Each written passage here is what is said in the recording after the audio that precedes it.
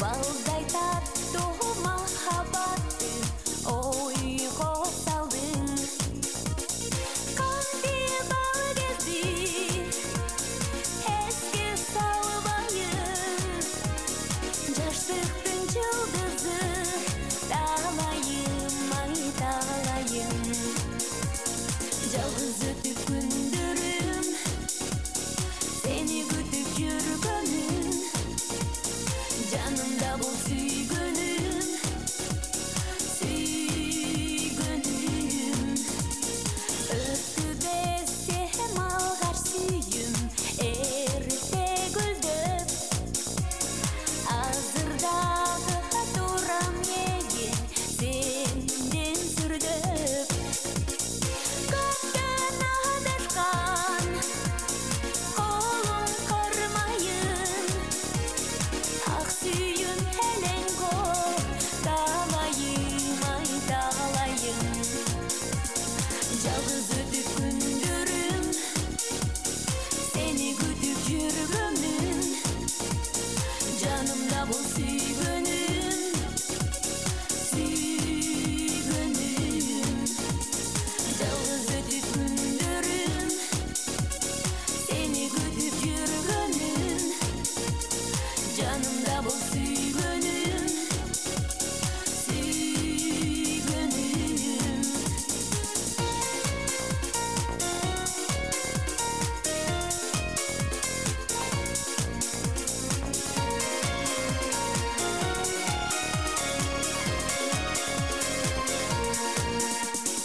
Boyzudağı hordomuzdu cıldar bölüp.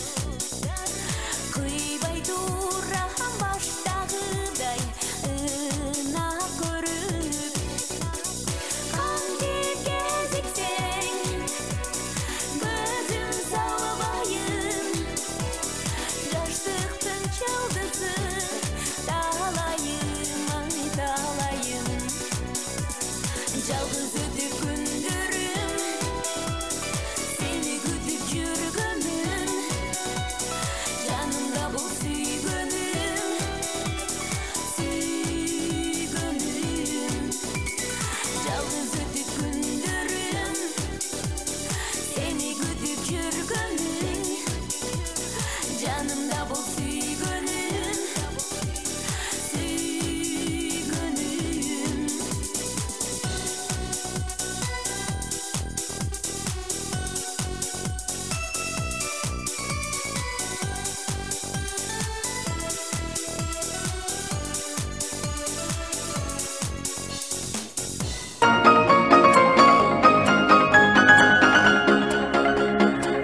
Жакшырлар жан дүйнөнүн азыктары, жакшырга жан дүйнөдө азык барбы? Кай бирде музыканын дамы ширин, бир уртам кашыктагы бал сыяктуу дейт.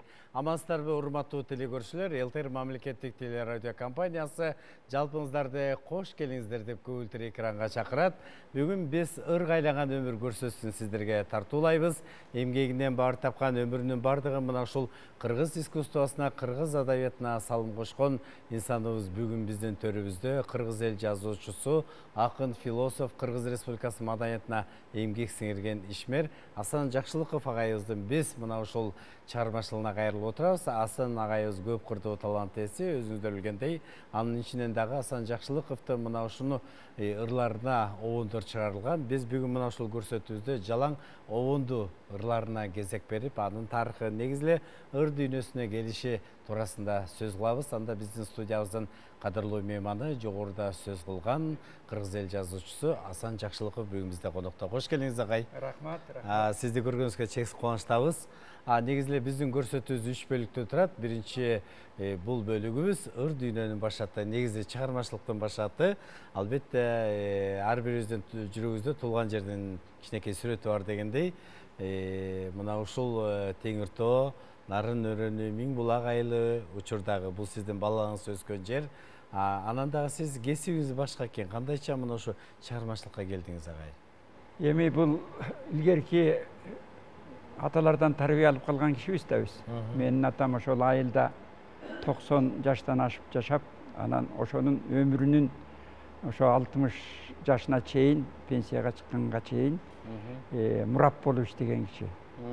Анан мурап болуп иштегенден баягы кыргызда сөз бар эмеспи, ата кесиби деген. Анан ошол атам өзү кеңеш берип, балам биз суу касиети менен өсүп өнгөн кишибиз. Ошондуктан сен келечекте суудан ашык эч нерсе жок. Суу өзү баталуу иш, ошондуктан сен ушул суу тармагын менин ишимди улап ушул тармактан иште деп атам айткан сөзүн кулагыма илип, анан 8-классты бүткөндөн кийин ушул Фрунзедеги политехникалык техникумдун гидромелиорация механизация гидромелиоративных работ деген факультетин бүтүп, андан кийин айыл чарба институтунун гидромелиорация факультетин бүтүргөн кишимин. Кийин анан адабиятка оогондон кийин мен ЦК комсомолдо да бир аз иштедим. Ошол ЦК комсомолдо иштеп жүргөн кезде ЦК КПССтин чыгармачыл жаштар деген токтому чыкты, атактуу. Ошолдон ЦК комсомолдон мени ушул жазуучулар союзуна барып, өзүң чыгарма жасат экенсиң. Менин биринчи китебим 20 жашымда чыгып калган. Таңдын рахаты деген. Анан ошол жазуучулар союзуна жиберишти да. Анан ошондон баштап Кудайда ушу чыгармачылык жакка ооп, кийин Москвадагы бүткүл дүйнөлүк Горький атындагы адабият институтун бүтүп, анан ушул мына 60 дебейин 50ден өттү ушул адабиятта эмгектенип келатканыма. 30тан ашык китебим чыкты. Ыр менен роман жаздым, ыр менен повесть жаздым, 20дан ашык поэма жаздым, Элет аңгемелери деген аңгемелерди жаздым, Көкөй кести деген пьеса жаздым. Мен баягы оюма келгенин айта калып атам. Анан ошол элге жакса керек. Ошонун негизинде кийин анан 170ден ашык ырыма обондуу ырлар чыгып кетти. Ошондуктан менин дагы бир мындай жакшы эмгектенген жагым ушул музыка жагында болуп кетти. Рахмат агай. Албетте туулган жердин топурагы алтын дейт. Анда биз Миң булак деген ырыңызга кезек беребиз. Албетте бул Теңир тоодон келген Миң булак шайыр апалардын коштоосунда сиздерге тартуулайбыз.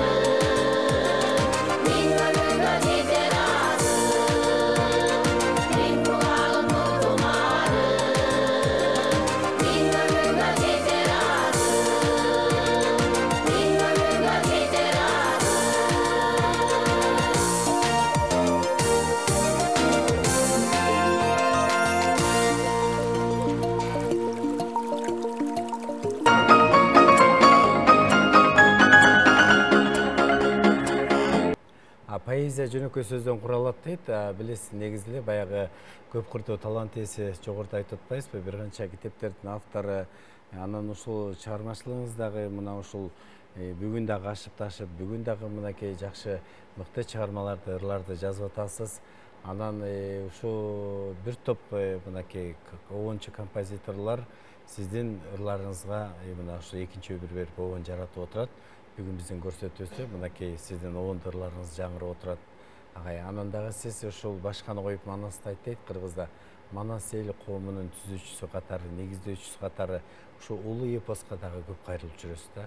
Ошондон сөз кылсаңыз. Эми биз ар бир кыргыз өзүнүн көкүрөгүндө урухум Манас, улуу элим Кыргыз деп жашаш керек деп ойлойм. Себеби биздин мен ушундай деп түшүнөм. Жалпы кыргыз чогулуп келип бул Манас. Манас өзү жалгыз туруп жалпы кыргыз. Экөө ажырымсыз байланышта.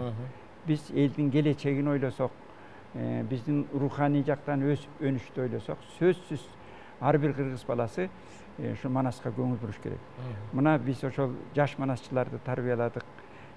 Жана өзүң айткандай Миңбулакта биздин ырдап кеттими бул эл менен катар. Ошол Алишер деген кичинекей балабызды момундай кесинен Манас эл коомуна алып келип тарбияладык эле. Азыр бир канча сыйлыктарды жеңип эметип атат.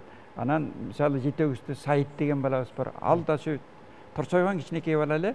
Анан азыр кадимкидей чоң манасчылардын катарына кирип калды да. Ал жана Үмөт деген манасчыны биз 4 жашында Манас айттыра баштаганбыз. Мына ушинтип жана азыркы жерлерде Манас айттырууну уюштуруп жүргөн Талантбеков, Нурбек, Берке, Муса уулу тиги инибиз, ушулардын баардыгы биздин Манас элдин тарбиясынан өтүп, кадимкидей азыр Манас театрын үркүрөтүп иш кылып аткан Төлөбек Муса уулуна айтып атам. Булар ушул азыр элге кызмат кылып, бир манасчы баланы тарбияласак, алар бүтүндөй кыргыздын жаштарды тарбиялап, ошол жана ураным Манас урутум кыргыз дегенди элге жайылтып жүрөт.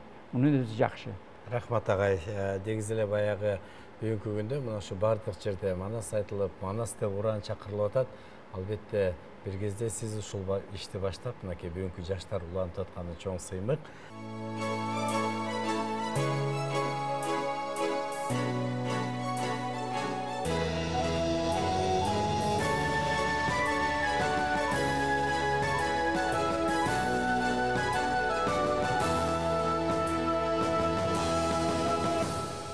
Ай көлдүгү бүт аламга таралган, ата болуп Манас элге жаралган.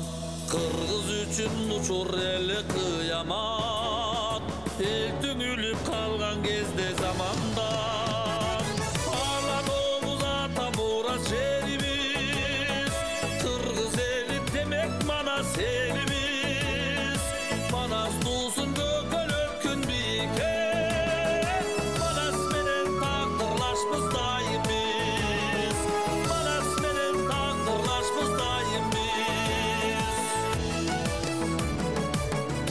Манас кыргыз үчүн, эл үчүн, кымбат асыл ала тоодой жер үчүн. Теңирдин бир буурачыды кыргызга, кыргыз бейли жомарт үчүн, кең үчүн. Алан Оғуз ата Мурас жерибиз, кыргыз эли демек Манас элибиз. Манас туусун көкөлөп күн бийикке,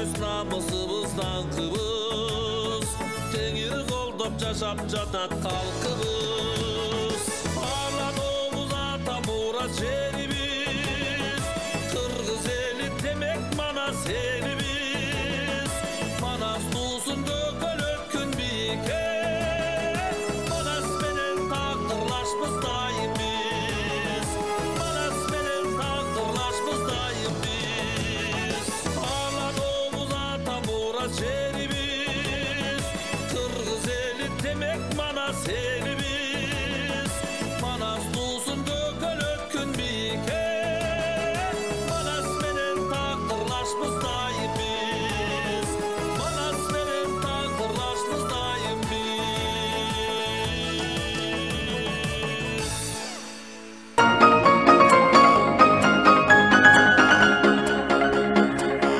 Асан Жакшылыковдун бир топ ырларына обон жараткан обончу Кыдыкбек Усупаев бүгүн бизде конокто. Кыдыкбек агай кош келиңиз. Негизи эле өзүңүз дагы мынакей мыкты обондорду жаратып бир канча акындардын сөзүнө кайрылып жүрөсүз. Анан ушул Асан агайыбыз өзү жазуучу болсо, манасты изилдеп чыгарма жазып жүрсө, анан дагы ырларды дагы жазып мынакей бир канча ырына обон жараттыңыз. Кандай бул агайдын мындай сөздөрү бири-бирине төп келип, обон чакырып турабы ошол жөнүндө айтып берсеңиз. Деги эле улуттардын тилинин өнүгүшүнө, анын байышына, мореки калыптанышына жазуучулардын, акындардын салымы аябай чоң болсо керек да.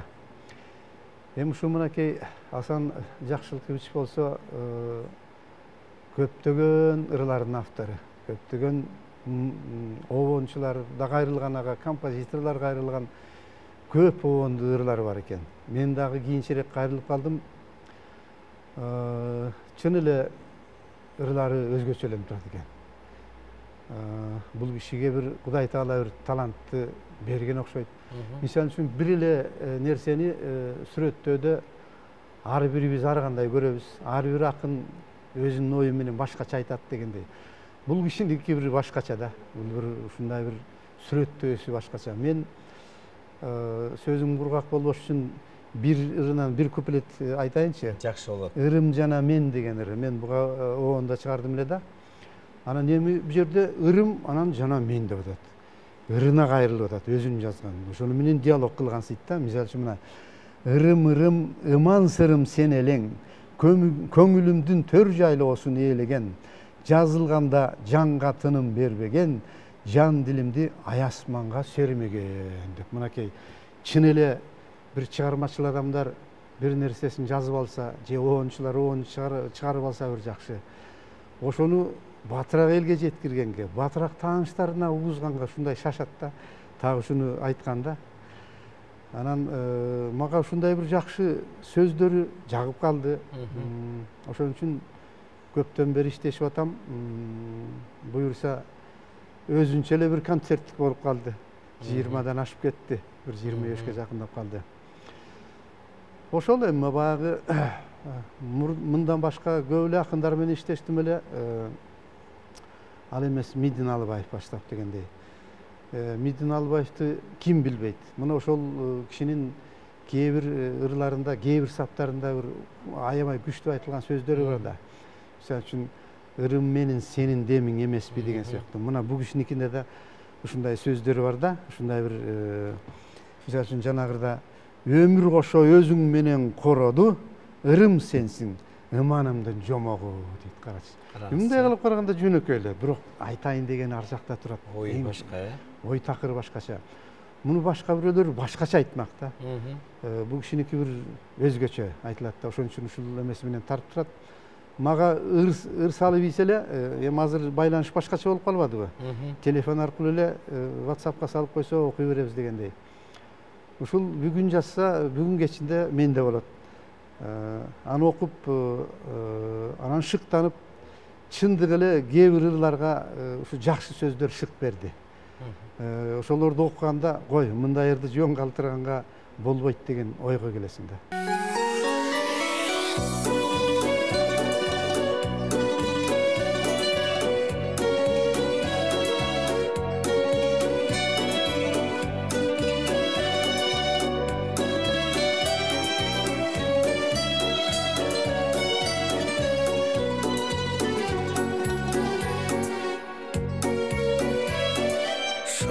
Alışay getip gülüptür, bir tündü yalbıraklar gülüptür, yaşodon bir tolop gülüptür, caldırap üst üstüne eğiliptür.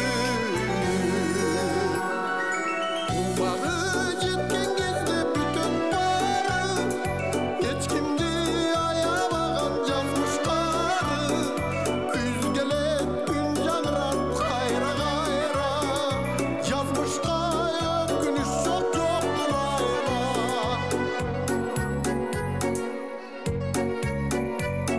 Жалбырак сенин кайгың жетип тура, жел турмуш жигит жорту өтүп тура, жалбырак жалдыраган үзүлүүнү, жан туюм жаным сыздап сезип тура.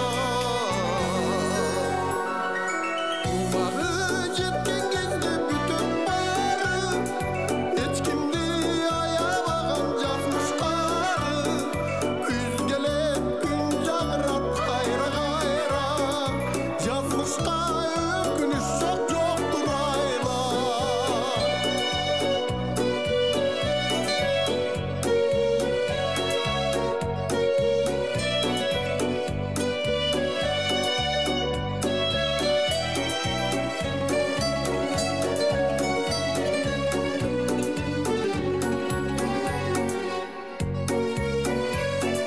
Sargайган жалбырактан айыламын, кандайдыр иштен бугуп кайгырамын, кармаймын күздү сулуу жалбырагым, кайрадан туссаны кандырамын. Умагы жеткен кезде бүтөп бары, эч кимди аябаган жазмыш кары, күз келет күн жаңырат кайра кайра, жазмышка өкүнүш жок жоктур айла. Умагы жеткен кезде бүтөп бары, эч кимди аябаган жазмыш кары, күз келет күн жаңырат кайра кайра, жазмышка өкүнүш жок жоктур айла, жазмышка өкүнүш жок жоктур айла.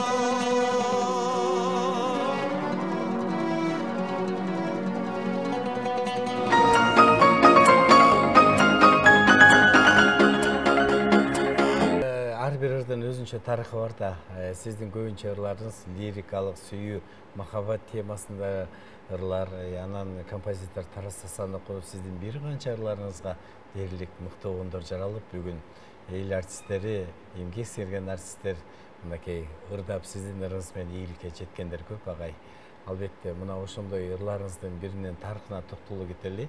Бул кыздын сыры, талаймай талайым дейт, мынакей Алина Жетигенова аткарып жүрөт. Ошол ырларыңызды аткарып берсеңиз, мынакей тарыхын айтып берсеңиз. Кыздын сыры чындыгында эле бул Кыргызстандагы эң бир баягы учурдагы эң белгилүү ырлар. Эч качан баягы кайсыл жерде болбосун ырдап жүрөт. Анан өзүңүз уул болуп алып, кыздын сырын каяктан билдиңиз агай? Эми биринчиден Тарас Асанакунов анда музыкалык мектебин бүтүп, анан консерваториянын биринчи курсуна кирип калган кези болчу. Анан бир күнү үйүмө кирип келди. Ушинтип мен момундай жаш композитормун деп. Анан анын жаш композитору жаш деп мен өгөйлөбөй, өз инимдей кабыл алып, анан экөөбүз чыгармачылык баягы немеге кирип кеттик. Бул ошол перестройка, кайра куруу, эгемендүүлүк деген улуу доор башталып калган кез болчу. Анан эл дагы ошол убактагы көпчүлүгү мындай бир тиги кандай турмуш болуп кетет деп эл чөгүп кайгыланып турган кезде биз ошол жаштардын духун ойготуш үчүн ошол жана өзүң айткан Алина, анан Айчүрөк, анан Расул Маматкулов, мына ушул өңдөнгөн жаштар ошо Тарастын жетекчилиги менен Роза гүлү деген ансамбль уюштурдук. Мен себеби тажрыйбам бар эле. Айылда жүргөндө Кызгалдак деген ансамбльди уюштуруп, анан ошол ишти баштап калдык эле. Анан жана Тарас болуп, акын болгондон кийин, композитор болгондон кийин, анан жанагындай ырга аябай ишкыбостонуп турган Анан мезгилде ошондой жаштардын духун көтөрө турган заман болуп турганда биз ошол отараса көбүсү 15ке чукулдар жаздык. Ошону жанагы биздин азыркы өзүң айткан эл артисттери ырдап, элге жеткизип, өздөрү дагы бир таап. Эми булар кыргыз элинин эстрадасынын башаты болуп калды да.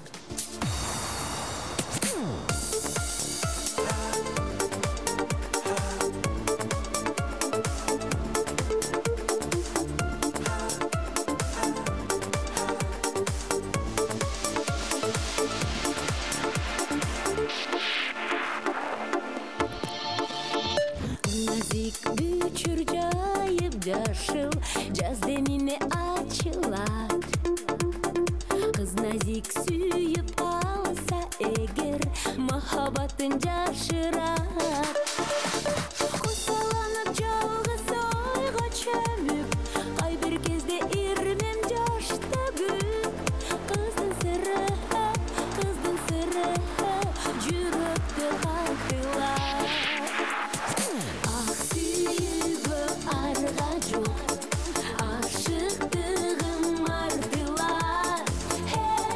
Андай зор күчкө адам өзү тартылар. Андай зор күчкө адам өзү тартылар. Сен бүгүн байкабадың жаным, арзып сүйгөн жүрөктү. Ал кезде жүрөгүмө сүйүү, махаббаттын түнөттү. Сагынычым уламарды, карегимден ыйык нуру балкып. Сен деп гана жашаган күн өттү. Ак сүйүүгө арга жок, ашыктыгым артылар. Андай зор күчкө адам өзү тартылар. Андай зор күчкө адам өзү тартылар.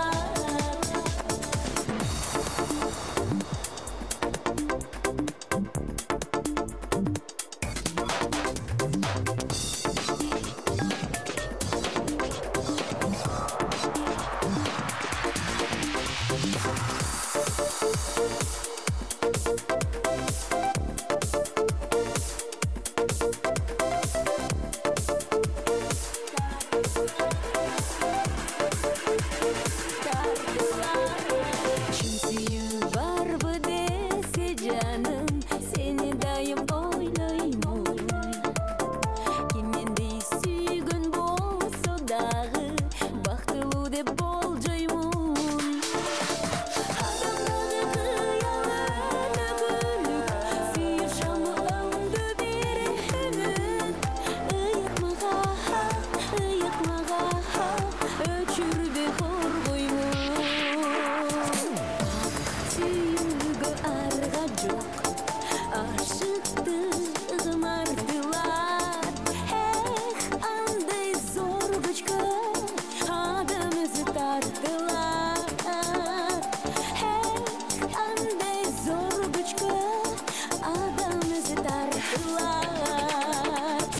Ак сүйүүгө арга жок, ашыктыгым артылар. Андай зор күчкө адам өзү тартылар. Андай зор күчкө адам өзү тартылар.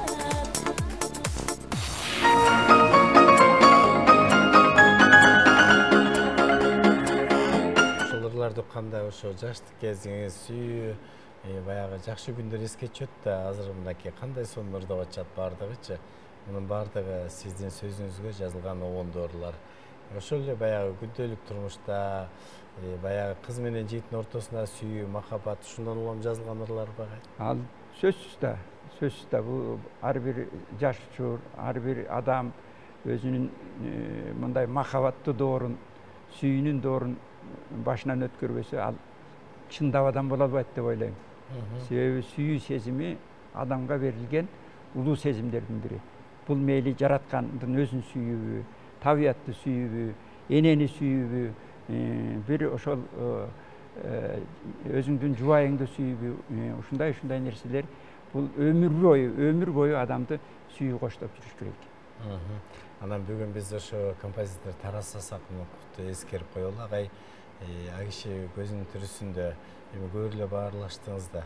Анан ошо ар бир чыккан оонду абдан белгилүү болду да. Бүгүнкү күнгө чейин ырдалып калат. Анан ошо ар бир чыккан иске сүйүнчүлөсө керек, ошо оон чыкканда. Жок, биз сүйүнчүлөмөк түгүл, кээде агай мага жаңы ыргак келип атат. Сөзү менен обону айкалыш үчүн чогуш дейли деп, түнү менен экөөбүз каяка барганыбызды да билбейм. Бир үйгө, ээн үйгө барып алып, таң аткы чакта кээде иштеп, анан таң сүрүлүп келатканда экөөбүз үйүбүзгө кеткен. Мисалы жана бий аятында деген ыр мына ушундай жаралган болчу да.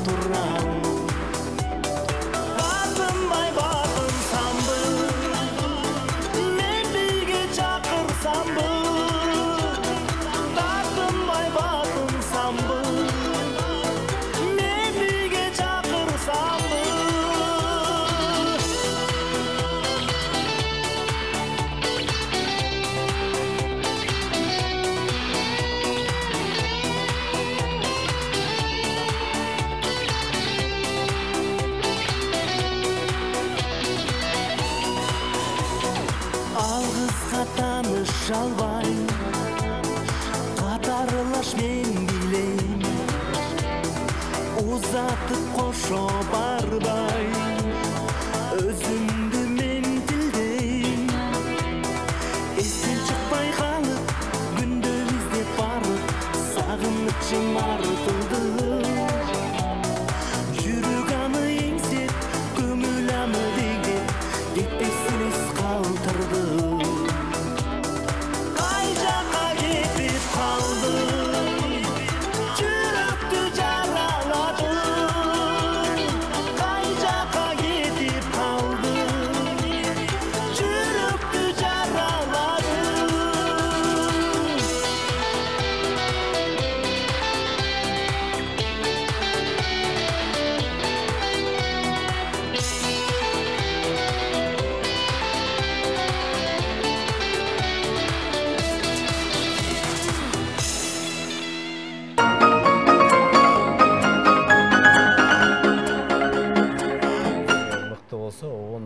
жаралат экен да, кээ бир сөздөргө оон өзү эрчит деп калат да. Тарас Сасакунов сизге кээде баягы атайын буйртма берчү эле, ушундай сөз жазып берсеңиз деп. Жай киши сиздин сөздөрүңүздү окуп туруп анан биз ошо айтып атпайбы, жанагындай кээде ал мурун алып келип калчу, кээде мен моуреки обондурга ылайыктуу жаралып калды деп. ошол ырды берчүмүн. Анан ал ушундай ошол убакта бир аябай бир музыкалык жактан жетилип турган кез экен. Анан ошондой иштеп калды. Кийин анан биз романс жанрында иштедик. Сатылган Осмон экөөбүз бир 60тан ашык ыр менен аваз жаздык. Анан мына тиги Кыдык Усупбаев менен анан Тургунбай Молдогазиев сыяктуу композиторлор менен Наргиза Курманова ырлар иштешип калдык. Наргиза да 15 ыр жазды. Мына Кыдык Усупбаев экөөбүз бир 30га жакындап калдык го. Ырларды туруктуу иштеп атабыз. Анан кийинчерээк Атайбек Бөдөшүк да бир 20дан ашык ырга жазды. Ушинтип эле мындайча айтканда композиторлор, обончулар мындай бири бири менен иштешкен ыгыбызды таап алдык да. Анан мен бул жерден айтып кеттим, атайым бул жерде окуп берсемби деп дагы даярлап келдим эле да. Себеби менин биринчи ырларымды жараткан киши айтылуу кыргыз элинин классиги, түбөлүктүү биздин улуу инсаныбыз Жумамедин Шералиев менин Айылдашка деген ырымды жазган. Ошо кишинин арбагы ыраазы болсун деп мен бир ыр окуп койсомбу деп турам да. Жакшы болот, кана. Көрүп калдым Жумамедин аганы, Запорожец айдап алган аялы, адъютанты сыяктанып аргачан арбакта жандап жүрчү таягы, күлүп койчу күнгөйгө күн тийгендей, тиктеп койчу жан сырыңды билгендей, музыкада балдай эрип кетүүчү бу жашоону жаздымы жок сүйгөндөй, кайда барса таягына сүйөнүп, көңүлүндө көрүнбөгөн күлөнүп, кыска өмүрдү жашап өттү Жумакем, кыргызына ырын арнап түбөлүк. Башка бирөө жашоосуна кейимек, балким кейип өз өмүрүн жеримек, чолтолоңдоп чоң максатты көздөбөй, чокко салса күйүп кетер жери көп. Оор ташты жонубузга көтөрүп, далай асма көпүрөдөн өтөбүз. Жумакемдей тагдыр жүгүн ыр кылган асылдарды баалап алар бекенбиз. Шералиев агабыздын мурасын канча жайсаң толуп турат кулачың. Кайран асыл кайрыгында кайгы жок, кайратым ол жан экенин туясың. Шаттык үнү авазынан угулуп, булак добуш жаркын маанай ырлары куюлуп, Жумакемдин элге сиңип ырлары жаратканым белек кылган буйруп. Кайгысынан арылсын деп эличи, Жумакемдей зор таланттын келиши, кайраттуу эл кайгысынан кутулуп, угулган сый алтын доордун жеңиши.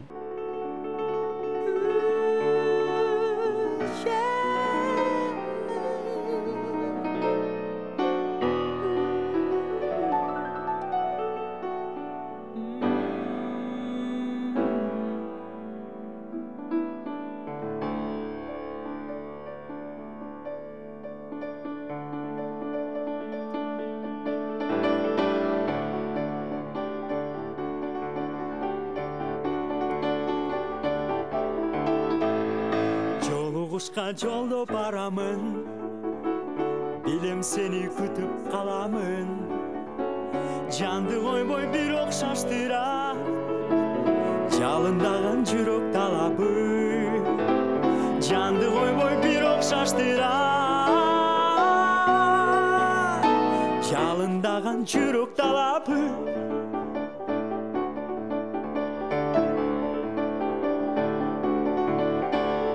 Ылдам чыгып тозуп алчудай, ылайым ал күтүп калчудай. Ылдам жетсем дей берем, жолугушка эрте барчудай. Ылдам жетсем дей берем, жолугушка эрте барчудай.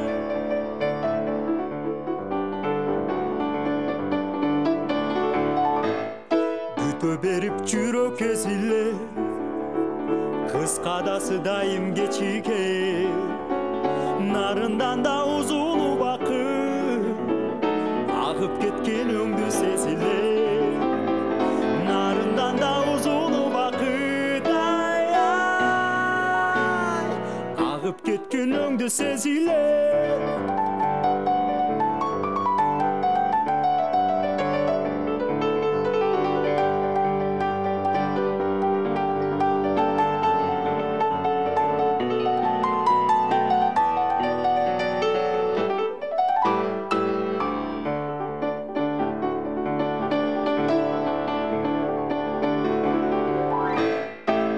Тулат бары заматта катарыңда селкин баратса эки жашты байка өткөндө эгистүү өңдү карашса эки жашты байка өткөндө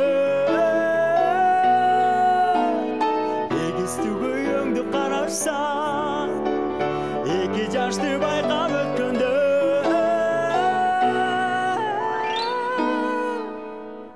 эгистүү өңдү карашса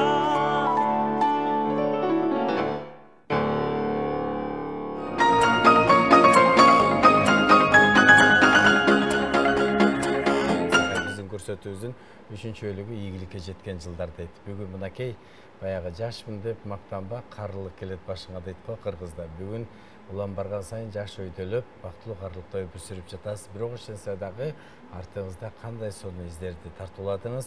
Биз бүгүн мынакей бир гана эстрадалык ырларыңызга кайрылып отурабыз.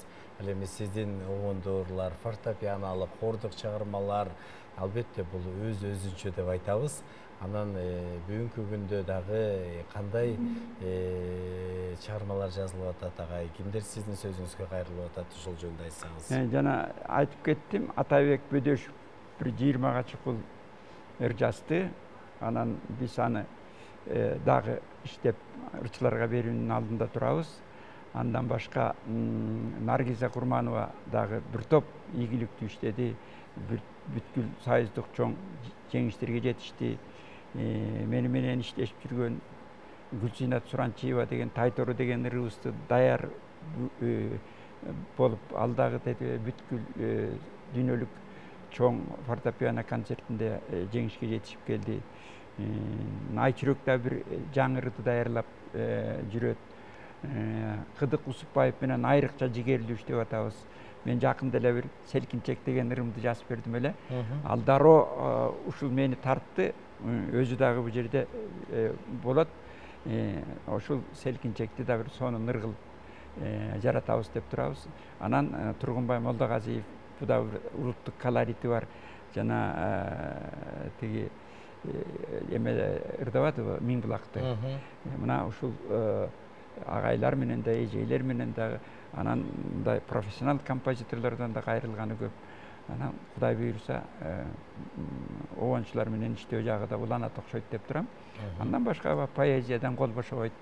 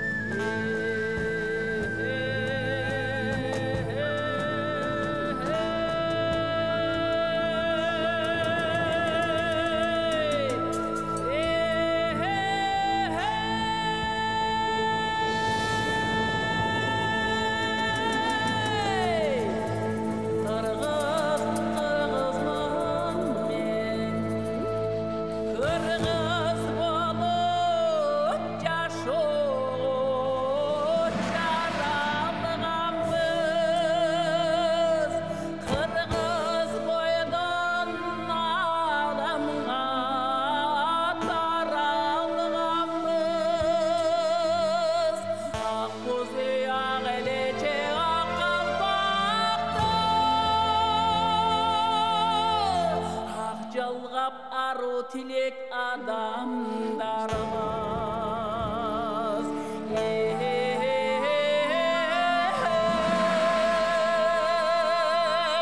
Haru tilek adamlarımız Kırgızca sırdı saklap Kırgızca sıydı başlap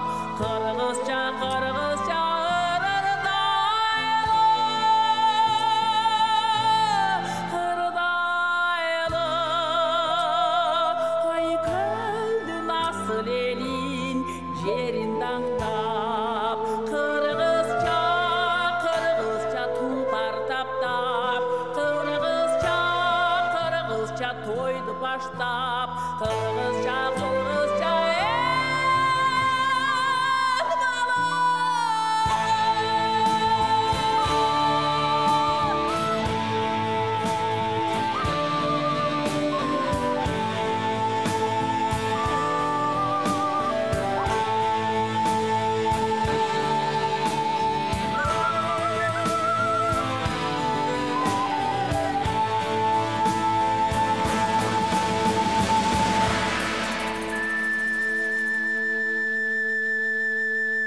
Kırgız bolup yaşoğun bölünmez.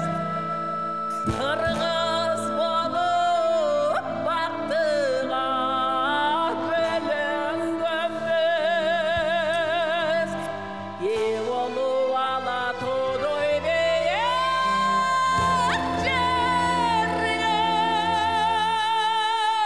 Jurtelep al muzdaktan göböy gömbüz.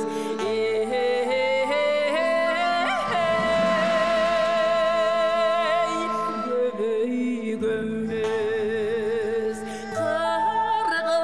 Kırgızca saltı saktap, Kırgızca nartı taптап, Kırgızca bebelep komaz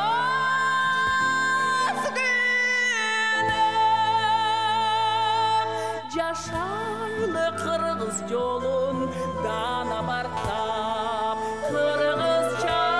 Kırgızca tulpar taптап, Kırgızca toydu baştap, Kırgızca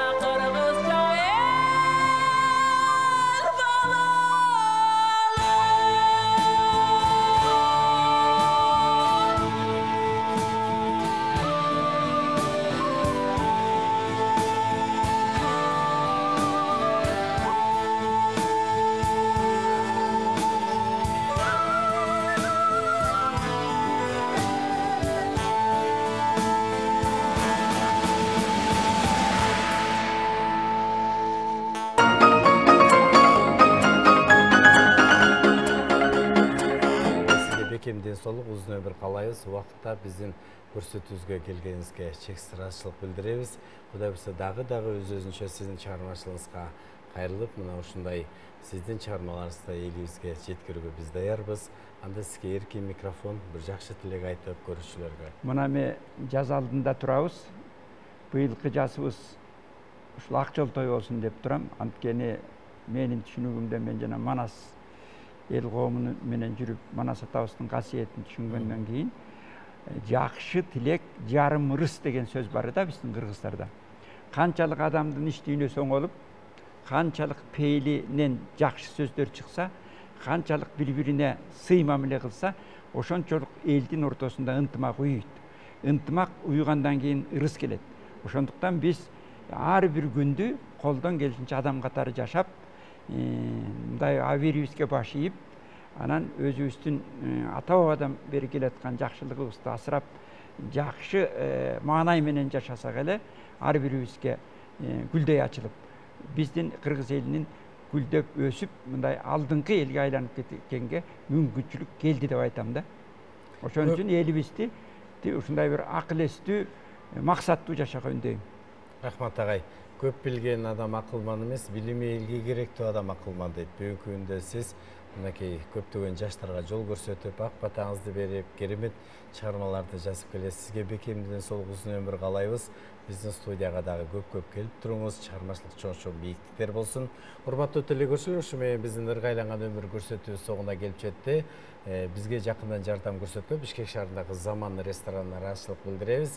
Андыктан жан дүйнөңүздөрдө дайыма жакшы ырлар болуп турсун. Кийинки көрсөтүүдөн амандашканча саламатта калыңыздар.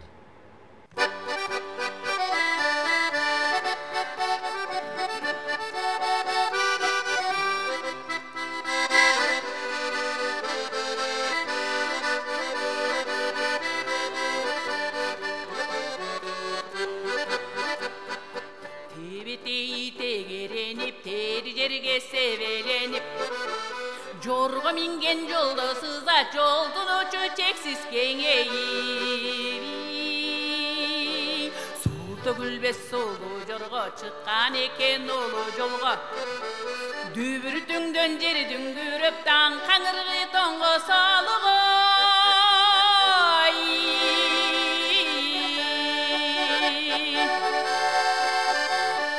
Kulağına şam güygünde uçağına aytigende Jorgo geledi çimenbey kayda toktoyt kayda toktoyt kayda toktoyt özü bilbey Kayda toktoyt özü bilbey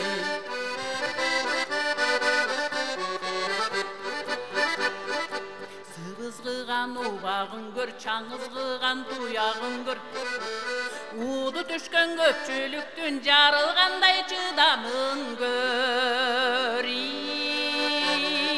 Jorgo butu jerge tibe tört tuyağın sermep birdey Kanat baylap uçabı dem kara jerge başın ibey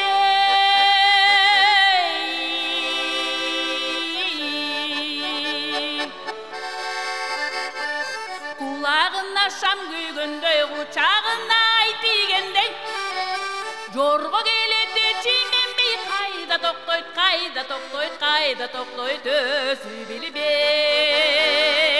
Kayda toktoyt özü bilbey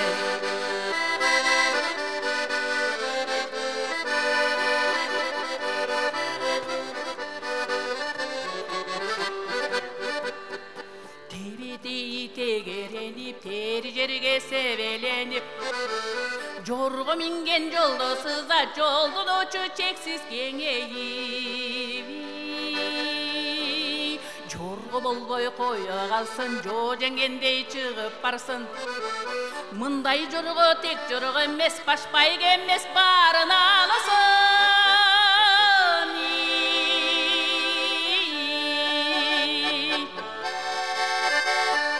Kulağına şam güygünde uçağına aytigende Jorgo geledi çimenbey kayda toktoyt kayda toktoyt kayda toktoyt özü bilbey Kayda toktoyt özü bilbey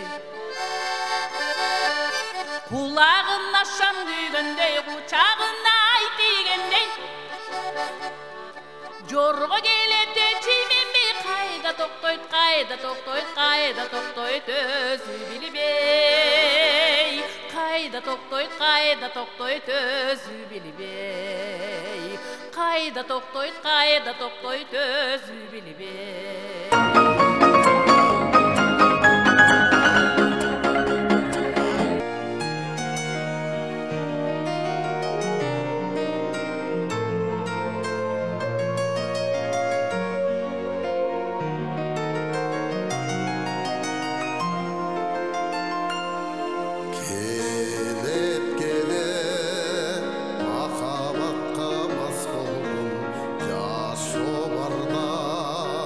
Yaş